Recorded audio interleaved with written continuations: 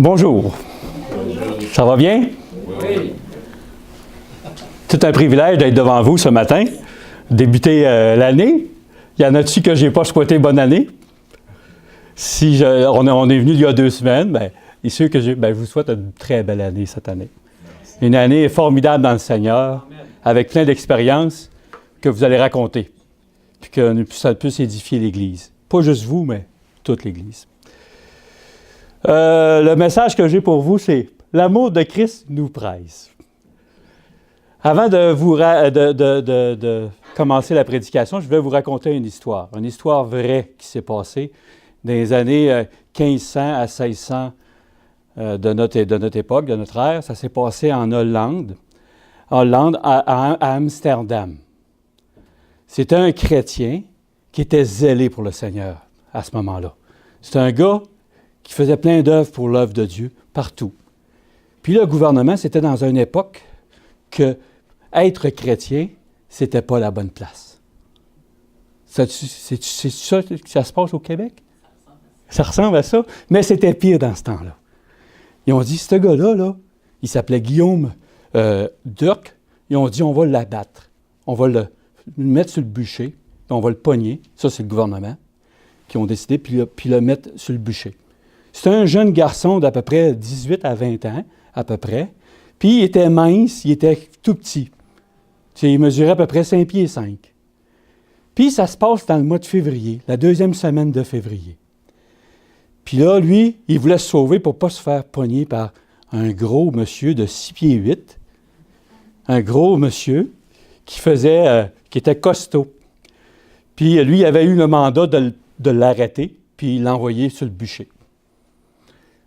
Le petit jeune, lui, il court de toutes ses vitesses. Vous savez, quand vous êtes quelqu'un qui court après vous autres pour vous attaquer, qu'est-ce que vous allez? Vous allez courir vite, vite, vite. Ce jeune-là, il courait vite. Il a traversé le lac, puis il est arrivé l'autre bord. L'autre gars, le monsieur, le beef, il a commencé à courir après, mais comme il était pesant, tout le kit, il est tombé dans l'eau, dans la glace. Il est en train de se noyer. En voyant ça, en entendant « Hey, je suis en train de me noyer! » Le Guillaume, le chrétien, il est reviré de bord. Puis il a été le chercher. Puis il l'a aidé à sortir de l'eau. Complètement. Le gars qui est sorti de l'eau, quand il est sorti de l'eau, il a dit « Je t'arrête. Je t'emmène pour t'emmener au bûcher. » C'était sa job de faire ça. Il était mandaté. Non, il s'est laissé arrêter, puis le quitte. 3 semaines plus tard, il allait le bûcher il allait se faire passer au feu sur le bûcher. Il était de même sur la scène, les bras croisés, attachés. Puis là, comment ça? On a entendu parler de ton expérience. Tu es un chrétien. Comment ça, tu as décidé d'aller sauver cette personne-là? Tu savais que tu allais mourir. On ne comprend pas. On aimerait ça savoir pourquoi. Puis là, plusieurs questions. Le jeune, il a commencé à parler. Il dit, c'était comme un réflexe. C'était comme un réflexe. J'avais d'autres choses, rien fait d'autre à faire. C'était un réflexe pour moi d'aller sauver la personne. C'est fantastique. Quel amour! Quel amour! Puis ça, c'est un jour qu'on va voir ce gars-là, Guillaume Durk, sur la nouvelle terre, avec lui, dans le paradis. Il est mort sur le bûcher. Tout le monde l'a vu, qui ont entendu, ça s'est parlé encore de cette histoire-là. Ça fait 500 ans de cette histoire-là. Il y a un musée, là-bas, en Hollande, à Amsterdam, il voit 2 mains, comme ça, qui se tiennent de même, qui sortent, pas de l'eau, qui sont attachées de même. Puis en bas, il raconte l'histoire de ce chrétien-là qu'il a fait. Ça touche encore les cœurs de voir comment que c'était un gars qui était zélé pour le Seigneur. C'est un gars qui a... Le réflexe qu'il avait, on aimerait tous avoir ce réflexe-là. Qu'en pensez-vous? Ah oui, hein? Puis les réflexes, des fois, on ne peut pas empêcher cette chose-là d'arriver. Vous pouvez essayer n'importe quoi, le réflexe, il va faire ça. Ça fait à peu près 2 ans que j'étais voir mon médecin, puis il m'a passé un test général. Puis ça vous arrive de passer des tests? Puis là, j'avais mal dans la sciatique que j'avais l'autre fois. Là. Puis le médecin m'a vérifié. Puis elle m'a pris un petit bâton, puis un petit marteau, puis elle m'a cogné sur le réflexe ici. Voir si j'avais des bons réflexes. Elle m'a donné un coup, puis ma jambe m'a levé tout de suite.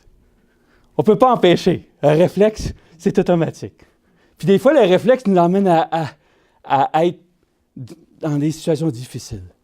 Le réflexe. Comme Guillaume, il y a eu un réflexe qui a été difficile pour lui. Ça l'a emmené au bûcher. Moi, ça m'a déjà arrivé en auto. J'étais m'en allais à Saint-Raymond dans le temps. Ça fait à peu près une quinzaine d'années. Puis j'étais sur la route. Puis je restais dans la rang Saint-Mathias. Puis il y avait une station de ski. Mais on montait la côte pour arriver.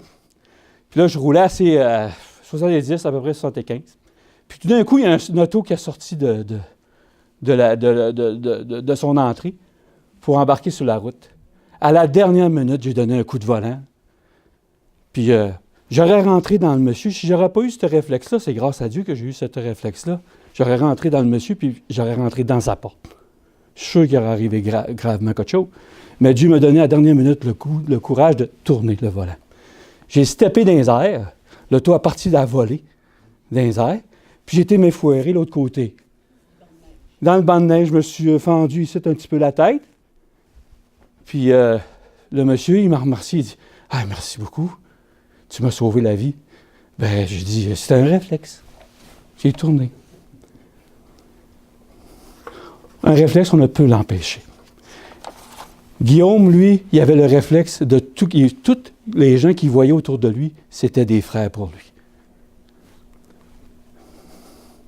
Si un membre souffre, tous les membres souffrent avec lui. Si un membre est honoré, tous les membres se réjouissent avec lui. Il a vu cette personne-là, tout de suite, l'appel que Dieu lui a donné, à cause qu'il vivait intensément avec le Seigneur, il était prêt à aider la personne qui est en difficulté, malgré que ça lui coûte la vie. On souffre avec la personne. Moi, j'essaie d'imaginer monsieur Guillaume, qui était de même comme ça, puis il avait fait un acte de bravoure énormément, puis on le met sur le bûcher. Ne faites rien par esprit de parti ou de vaine gloire, mais que l'humilité vous fasse regarder les autres comme étant au-dessus de vous-même. Guillaume, il voyait la personne qui courait après lui pour le tuer comme une personne plus grande que lui-même. Plus meilleure, que Dieu avait quelque chose à faire avec cette personne-là, encore plus grand que lui-même. C'est quelque chose. Quand on s'arrête un peu là-dessus, là, avez-vous l'esprit du réflexe de oublier vous-même pour les autres? Si c'est ça, bien, gloire à Dieu, vous connaissez votre Seigneur. Sinon, vous ne le connaissez pas assez. Parce que soit vous avez entendu parler de Jésus, soit vous avez lu sur Jésus, ou si vous avez en pensé Jésus. Quand on est vraiment à l'expérience de Jésus, on a été connecté à Jésus, vraiment sincère, mais on a un réflexe pour aider les autres automatique. On n'a même pas besoin de se poser de questions. Faut-tu que je le fasse ou je le pas? Ça m'arrive, ça m'est déjà arrivé. Avant ça, on voyait des gens qui faisaient du pouce sur le bord du chemin.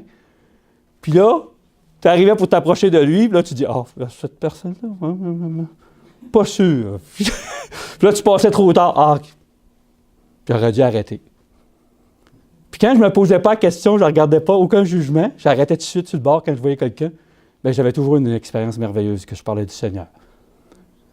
Si on a des occasions formidables, bien, Dieu, est-ce qu'on va être là pour l'aider? Si on est vraiment, il va nous arriver des choses à profusion pour raconter. L'amour consiste à marcher selon ses commandements. C'est là le commandement dans lequel vous devez marcher, comme vous l'avez appris dès le commencement. C'est quoi vous avez appris dès le commencement? Dieu est amour. Dieu est amour.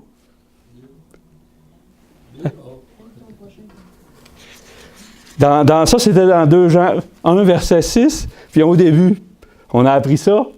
Maître, quel est le plus grand commandement de la loi? Jésus lui répondit, tu aimeras le Seigneur ton Dieu de tout ton cœur, de toute ton âme, de toute ta pensée. c'est le premier et le plus grand des commandements. Première affaire. Mais, il nous dit, et voici le second qui est semblable. Il nous dit que c'est le plus important, mais l'autre, il est semblable à quelque chose qui est le plus important. Ça veut dire qu'ils sont égaux. Hein? C'est une façon de dire, tu aimeras ton prochain comme toi-même. De ces deux commandements dépendent toute la loi. Dieu nous demande d'aimer notre prochain. Il nous demande ça de faire une différence dans la vie des gens autour de nous. Pourquoi que le message se propage pas aussi vite? Parce qu'on ne fait pas de différence dans la vie des gens. Mettons-nous au défi en 2019 de faire une différence dans la vie des gens. Demandons à Dieu que son amour, ce réflexe de compassion, ça soit le nôtre. Le réflexe de compassion versus les autres. Si quelqu'un dit « j'aime Dieu » et qu'il haïsse son frère, c'est un menteur. Car celui qui n'aime pas son frère, qu'il voit comment peut-il aimer Dieu s'il ne le voit pas? Et vous, et nous avons de lui ce commandement, que celui qui aime Dieu aime aussi son frère. Ça, c'était dans Jean 1, chapitre 4, versets 20 à 21.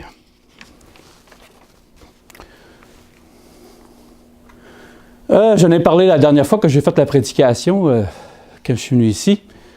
Ce n'est pas que j'ai déjà remporté le prix ou que j'ai déjà atteint la perfection, mais je cours pour tâcher de la saisir, puisque moi aussi, j'ai été saisi par Jésus-Christ. Saisi par Jésus-Christ.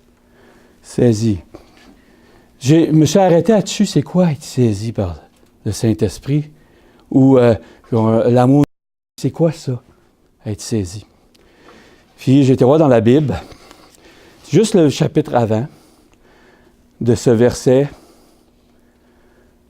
avant que l'amour nous presse, il nous dit « Nous portons ce trésor dans des vases de terre, afin que cette grande puissance soit attribuée à Dieu et non pas à nous.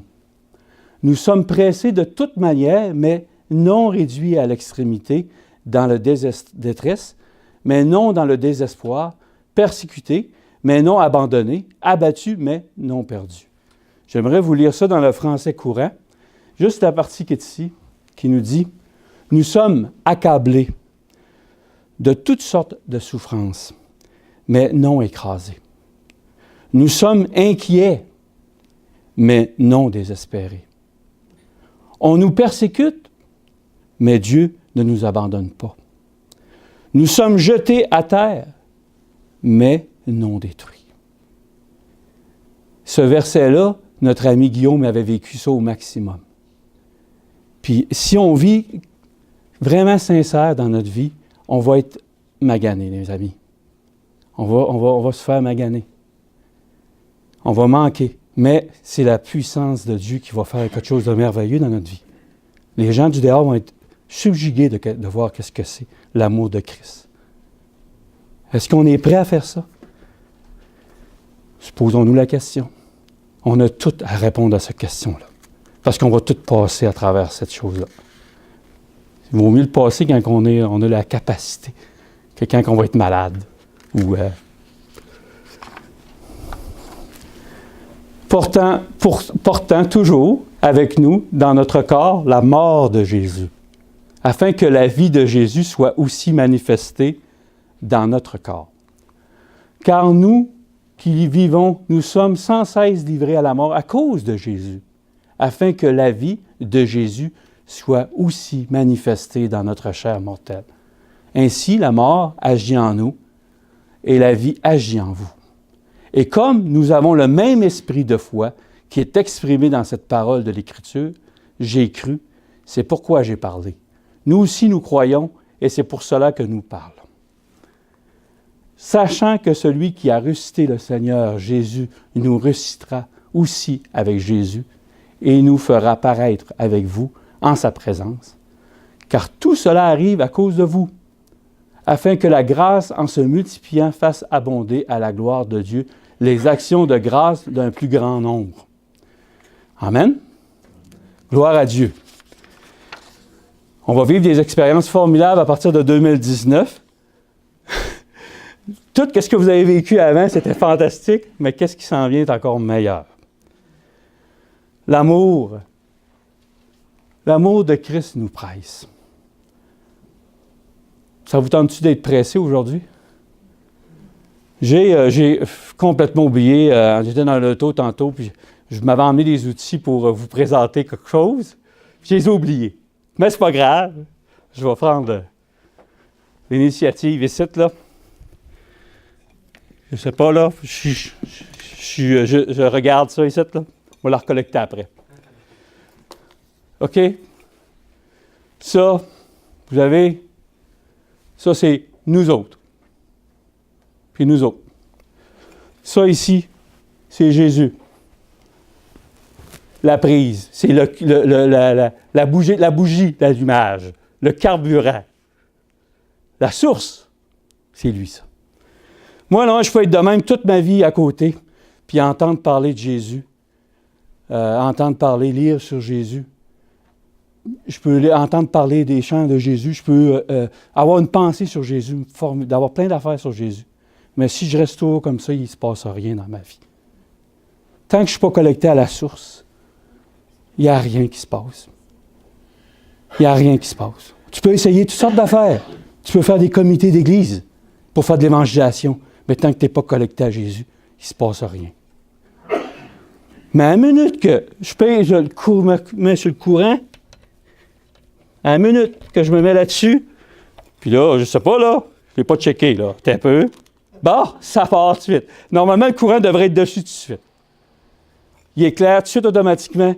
Comme Guillaume, à la minute qu'il a eu le message d'aider l'autre personne, il était connecté à Christ. Il ne s'est pas posé de questions. Est-ce que je veux... Non, à la minute que tu es connecté à Christ, il se passe de quoi? Connecté à Christ. Ça, c'est une des premières caractéristiques qu'on va découvrir dans la parole de Dieu, qu'on oublie souvent. On oublie souvent.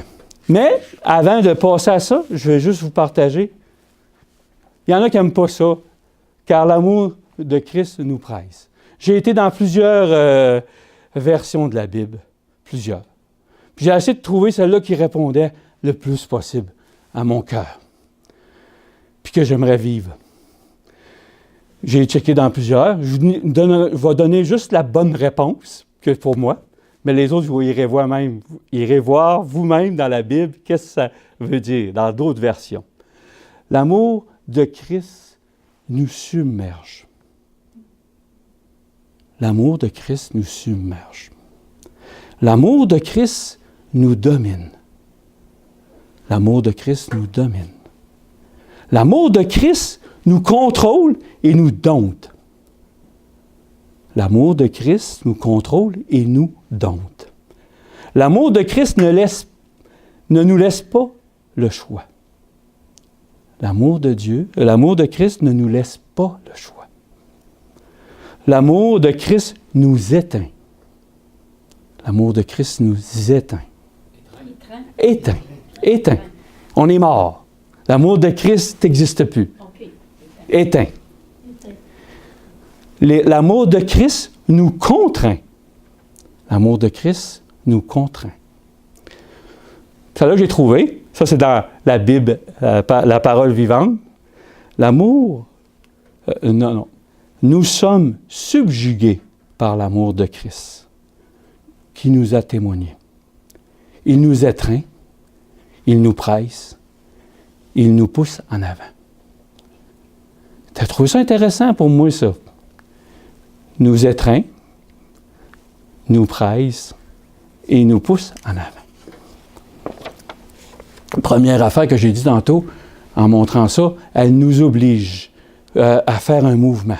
Quand on est connecté à Christ, il se passe de quoi? Êtes-vous d'accord avec ça? Amen? J'ai parlé de la prise. Pensez à chaque fois que quand Dieu vous demande quelque chose, pensez pas à dire est-ce que c'est bon? Est-ce que c'est pas bon? Allez-y, avancez. Puis vous allez voir les merveilleuses choses qui vont vous arriver. C'est important. C'est une des premières définitions qu'on peut dire que l'amour nous presse. elle nous oblige un mouvement, une action. Elle nous oblige à faire une action. La deuxième chose qui nous frappe le plus quand on a découvert l'amour nous presse, c'est la deuxième chose, elle nous attire, puis elle nous éloigne en même temps. L'amour nous attire, puis nous éloigne en même temps. Est-ce que c'est possible? Est-ce que c'est possible? Moi, je pensais pas ça. Puis je viens de le découvrir dans ma vie. Là, il faut que je le mette en pratique. Que Dieu nous dit, il nous attire en même temps, puis il nous éloigne en même temps. Je crois sincèrement à la sanctification.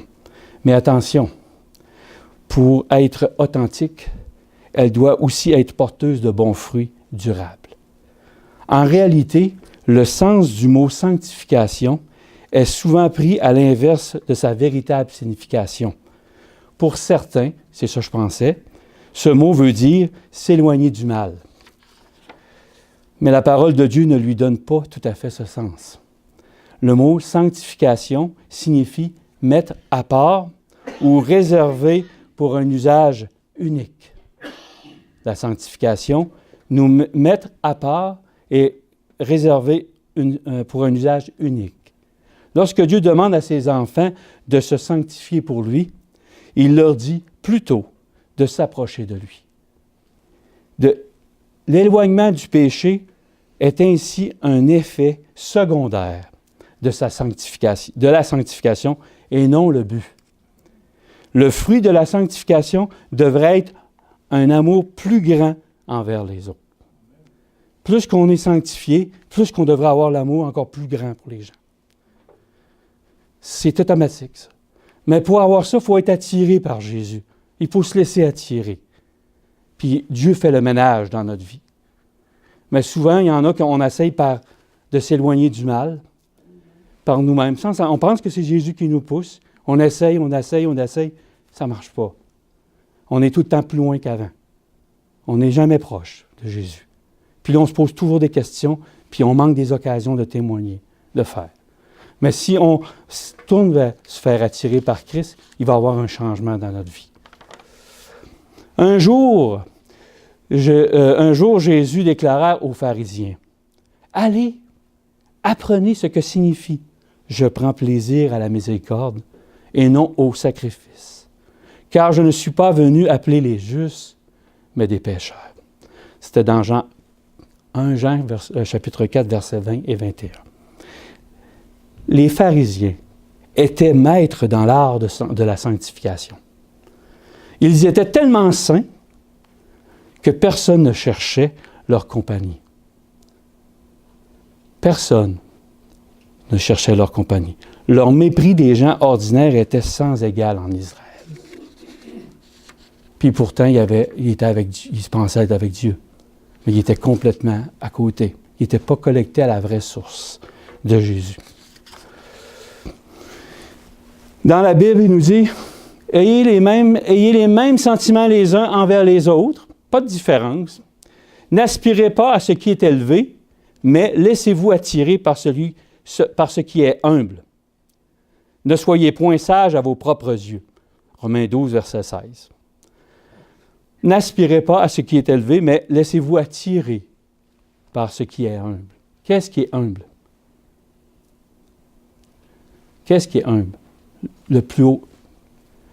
Et moi, quand j'aurai été élevé de la terre, j'attirerai tous les hommes à moi. Chez Jésus-Christ, c'est la croix. C'est la croix. C'est ça qui est la puissance de tout ce qu'on se pose des questions. Guillaume, il connaissait cette expérience-là d'avoir vécu avec Jésus sur la croix. C'est pour ça qu'il n'y avait rien d'autre qu'il voulait connaître. Même en 18 et 20 ans, là, il voulait juste connaître le moment avec Jésus. Mais, des fois, on est chrétien et on dit, dans Jacques 1, versets 14 et 15, il nous dit, « Mais chacun est tenté quand il est attiré et amorcé par sa propre convoitise. Puis, la convoitise, lorsqu'elle a conçu, enfante le péché. Et le péché, étant consommé, produit la mort. Même les gens, les pharisiens, ils vivaient cette chose-là. Ils sont laissés par « Hey, je suis prêt, je suis proche, je suis de plus en plus saint. » Puis ils ont manqué le bateau. Ils sont remplis d'eux autres mêmes. Mais quand on est rempli du Seigneur, on va vers les autres. On veut se mêler avec les gens. On veut être avec les gens. Ça, c'est une des caractéristiques d'être attiré. Attiré, j'ai essayé de trouver c'est quoi qui pouvait me faire m'attirer, qu'on existe dans le monde, c'est les aimants. Vous connaissez ça? Les aimants. Ça fait longtemps que ça existe, les aimants. Ça fait longtemps. Mais aussi forte qu'aujourd'hui, qu'on va découvrir, les aimants, c'est de la terre qui vient volcanique à mélanger avec du fer. Puis ça fait comme un magnétique, puis ça attire. Mais si vous mettez deux positifs ensemble, face à face, ils se repoussent.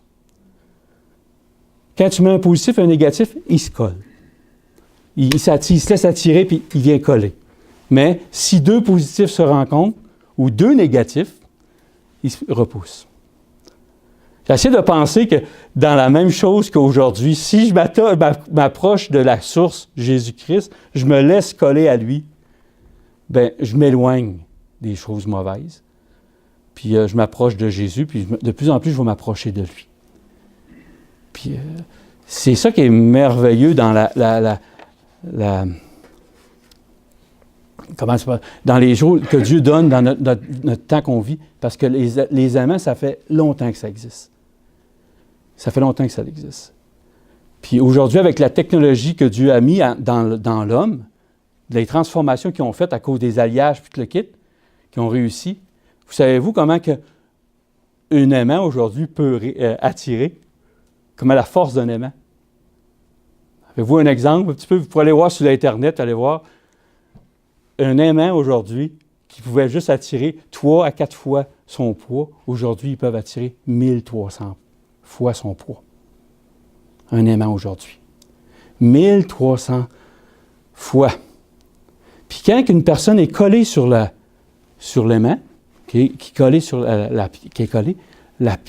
morceau de métal qui est collé sur devient un aimant lui avec. C'est quelque chose. Avez-vous pensé à ça? La personne, elle peut se coller sur vous puis être collée sur Jésus en même temps. Parce que vous êtes collé sur Jésus.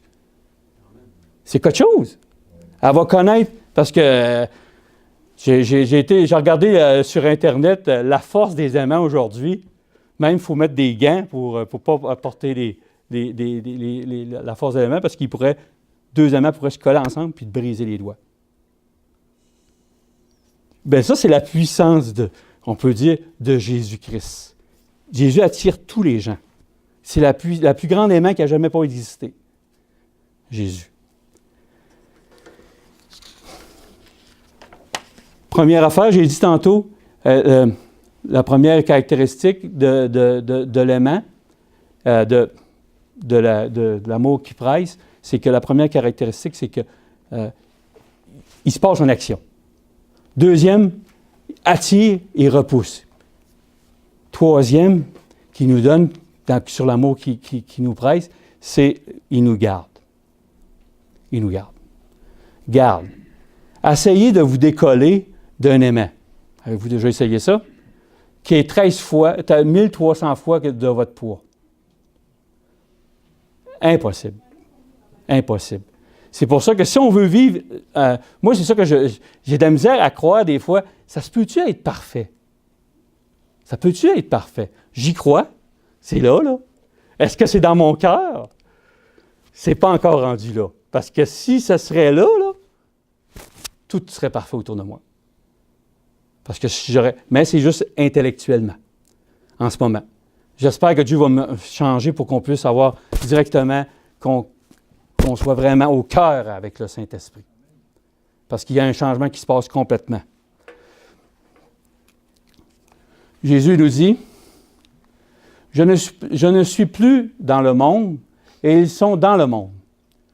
Je vais à toi. Père Saint, garde en ton nom ceux que tu m'as donnés, afin qu'ils soient un comme nous. Lorsque j'étais avec eux dans le monde, je les gardais en ton nom. J'ai gardé ceux que tu m'as donnés, et aucun d'eux ne s'est perdu, sinon le fils de la perdition, afin que l'Écriture fût accomplie. Et maintenant, je vais à toi, et je dis ces choses dans le monde, afin qu'il ait en eux ma joie parfaite. Je leur ai donné ta parole, et le monde les a haïs, parce qu'ils ne sont pas du monde. Comme moi, je ne suis pas du monde, je ne te prie pas de les ôter du monde, mais de les préserver du mal. Ils ne sont pas du monde, comme moi, je ne suis pas du monde. Sanctifie-les par ta vérité, ta parole est la vérité. Comme tu m'as envoyé dans le monde, je les ai aussi envoyés dans le monde. Et je me sanctifie moi-même pour eux, afin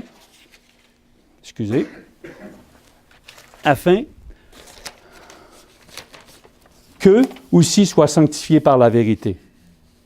Ce n'est pas pour eux seulement que je prie, mais encore pour ceux qui croiront en moi par leur parole, afin que tous soient un comme toi, Père, tu es en moi, et comme je suis en toi, afin qu'eux aussi soient un en nous, pour que le monde croie que tu m'as envoyé.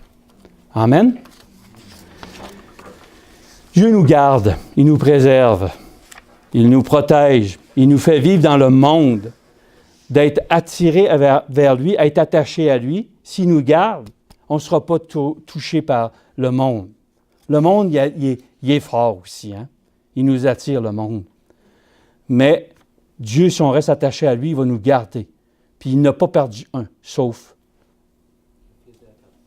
Est-ce que si on va être perdu parce qu'on a décidé de choisir notre propre voie. Mais si on reste à Jésus, on ne sera jamais perdu. C'est une bonne nouvelle. On ne sera jamais perdu.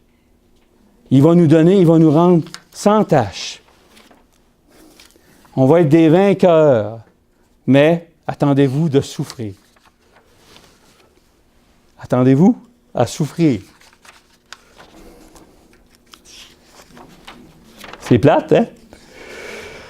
Oui, on veut souffrir, Seigneur.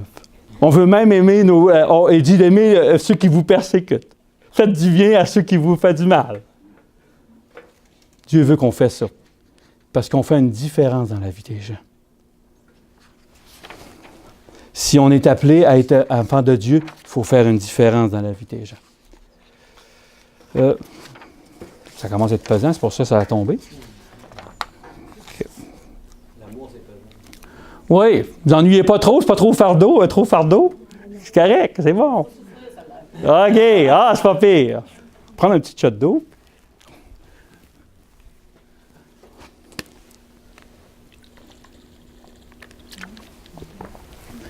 Seigneur est bon. OK. Et maintenant, je vous recommande à Dieu et à la parole de sa grâce, à celui qui peut édifier et donner l'héritage avec tous ses sanctifiés. Dans 20, 32. Le Seigneur, quand l'amour nous presse, quand il nous saisit, il nous oblige à faire un mouvement pour lui. Il nous pousse, il nous éloigne, il nous attire, puis il nous garde. L'amour de Christ nous étreint, nous presse, il nous pousse en avant. Et maintenant, je vous remets à Dieu et à son message de grâce. Le message de grâce, c'est Jésus-Christ. Avez-vous votre emblème dans votre cœur qui a été touché à votre cœur, l'amour de Christ sur la croix? Si c'est ça, ça va arriver. Dans le dernier message que je veux vous apporter, le dernier verset, il nous donne cette victoire-là à chacun.